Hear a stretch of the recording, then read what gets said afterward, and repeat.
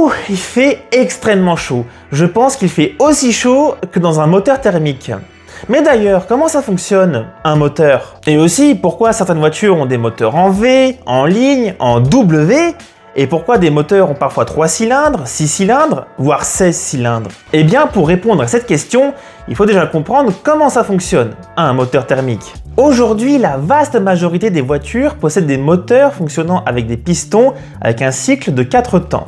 Et fondamentalement, le principe est plutôt simple.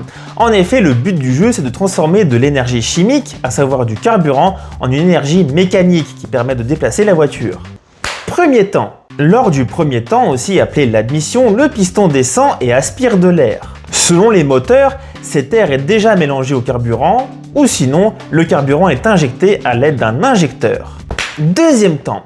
Le deuxième temps, quant à lui, consiste au piston de remonter dans le cylindre et de venir comprimer fortement le mélange qui a été créé précédemment. Troisième temps, la combustion. Ce troisième temps est le plus intéressant de tous. En effet, c'est lui qui va déterminer la différence fondamentale entre les moteurs essence et diesel. Sur un moteur essence, c'est une bougie qui va créer une étincelle qui va venir enflammer le mélange. Sur un moteur diesel, c'est de la magie noire. En effet, le mélange est tellement comprimé et tellement chaud qu'il s'auto-enflamme. Et la combustion est si violente que le piston est repoussé vers le bas. Et d'ailleurs, le vrai terme, c'est une combustion interne et non une explosion.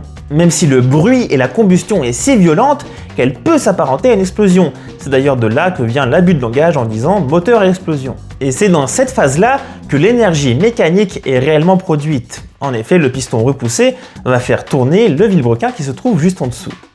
Quatrième temps, il s'agit de l'échappement. En effet, le piston remonte et vient évacuer les gaz d'échappement qui ont été créés par la combustion précédemment effectuée. Et ce cycle recommence des milliers de fois par minute. Et d'ailleurs, ce mouvement de haut en bas est transformé en mouvement circulaire grâce au vilebrequin, mouvement circulaire qui ira ensuite dans la boîte, dans la transmission, puis enfin dans les roues, ce qui permettra de faire circuler la voiture. Allô? Oui, allô? Mais du coup, essence et diesel, c'est pas pareil? Oui, c'est vrai, c'est une très bonne question. Et justement, venons-en. Effectivement, tous les moteurs 4 temps fonctionnent sur un principe similaire, mais il existe deux grandes familles, les essences et les diesels. La différence principale, comme on a vu précédemment, c'est la méthode d'allumage. D'un côté, les moteurs essence. Eux, ils fonctionnent grâce à une étincelle qui est produite par une bougie qui va venir enflammer le mélange, et ce, à chaque cycle. De l'autre côté, les moteurs diesel. Quant à eux, le mélange est si fortement comprimé et les températures sont si élevées que le mélange s'auto-enflamme spontanément.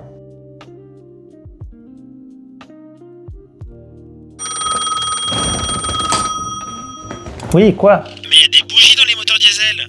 Oui, c'est vrai en effet. Les moteurs diesel ont des bougies. Mais cette fois-ci, les bougies ne servent pas à allumer le mélange, mais uniquement à préchauffer les cylindres pour un meilleur démarrage à froid. Mais d'ailleurs, comment on fait pour avoir plus de chevaux? Oui, mais c'est vrai ça, c'est une bonne question. Comment on augmente la puissance d'un moteur? Le premier levier consiste à augmenter la cylindrée d'un moteur, à savoir le volume total des cylindres. Par exemple, un moteur de 2 litres de cylindrée signifie que ces cylindres déplacent un volume total équivalent à ces bouteilles de 0,5 litres chacune. Donc concrètement, dans un moteur de 4 cylindres de 2 litres de cylindrée, chaque cylindre fait environ ce volume. Mais il existe un autre levier, bien plus efficace encore, à savoir la combustion elle-même. En effet, plus il y a d'oxygène et plus on peut brûler fort, et ça c'est ce qu'on veut. Car si on brûle plus fort, ça veut dire plus de puissance. Et justement, il existe deux grandes familles de moteurs, les moteurs atmosphériques et les moteurs suralimentés. Du côté des moteurs atmosphériques, l'air extérieur est aspiré naturellement grâce au déplacement des pistons. Et donc la puissance d'un tel moteur va directement dépendre de sa cylindrée ou de son régime moteur. Et c'est d'ailleurs pour cette raison que les moteurs atmosphériques galèrent autant en montagne parce qu'il y a moins d'oxygène et donc le moteur fonctionne moins bien. Mais si on veut plus de puissance, il faut amener plus d'air et donc plus d'oxygène, ce qui signifie une combustion plus forte. Et pour forcer cet air dans le moteur, il existe deux façons différentes de le faire. Le premier, grâce au compresseur. Un compresseur fonctionne grâce à l'énergie du moteur, donc il prend de l'énergie pour en donner encore plus. En effet, il est fixé sur la courroie accessoire.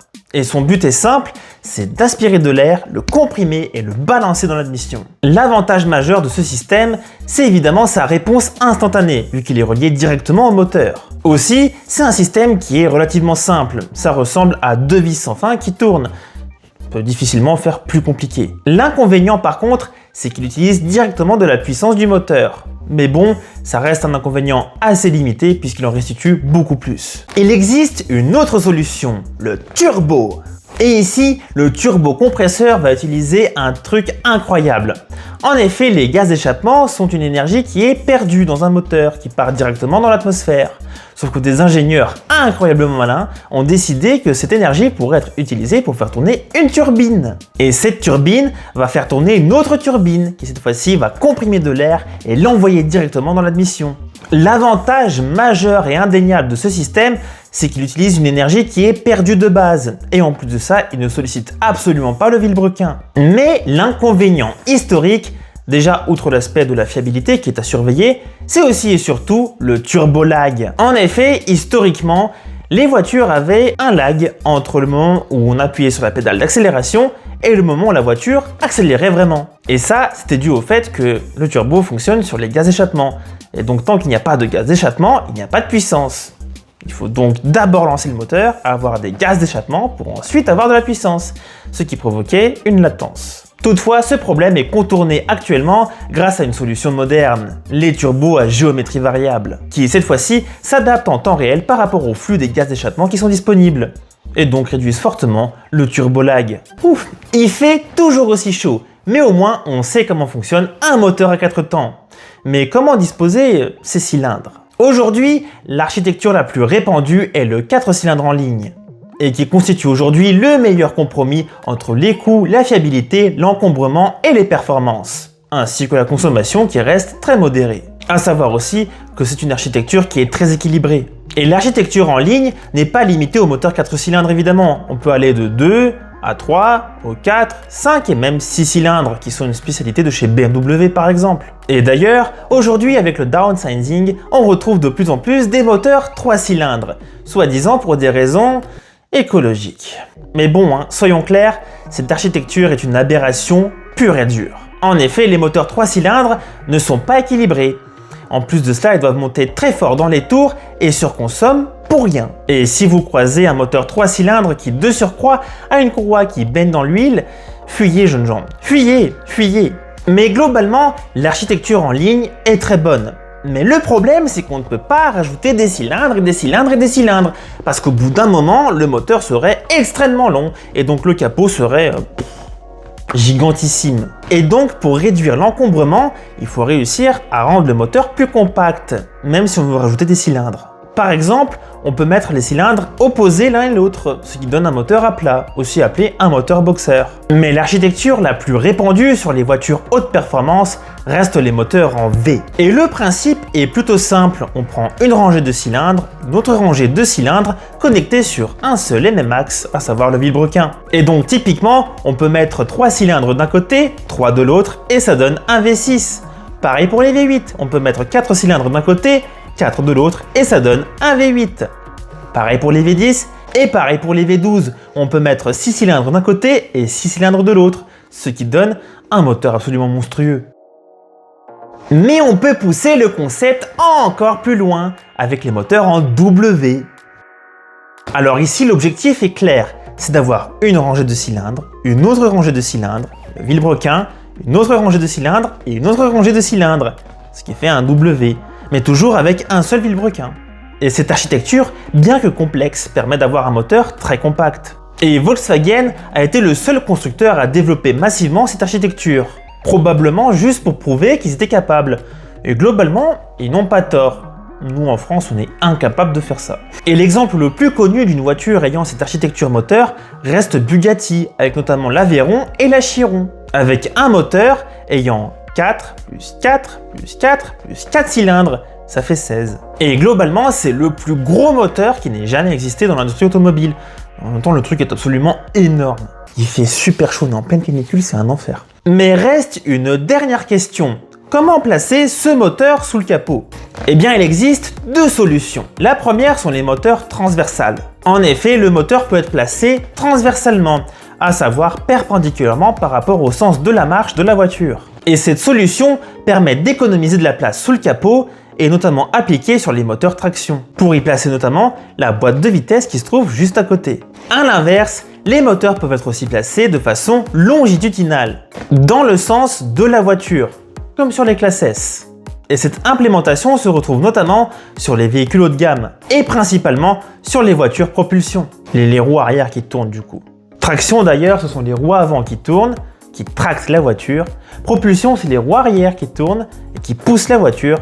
Ou sinon, il y a aussi les transmissions intégrales, comme sur les 4x4. Ce sont les 4 roues qui sont motrices. Finalement, malgré la diversité incroyable de voitures qui existent sur la planète, leurs moteurs fonctionnent globalement tous sur le même principe.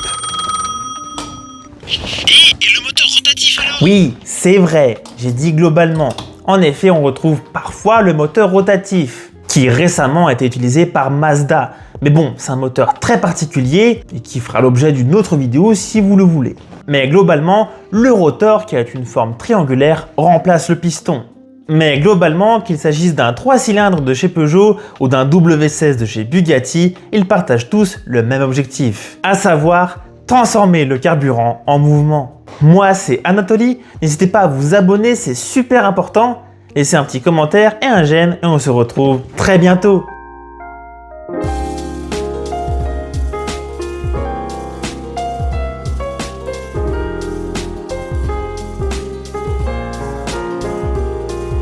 Pouah, il fait super chaud. Je ne sais pas si tourner sous 31 degrés était très raisonnable, mais bon, ça tombe bien, je ne le suis pas.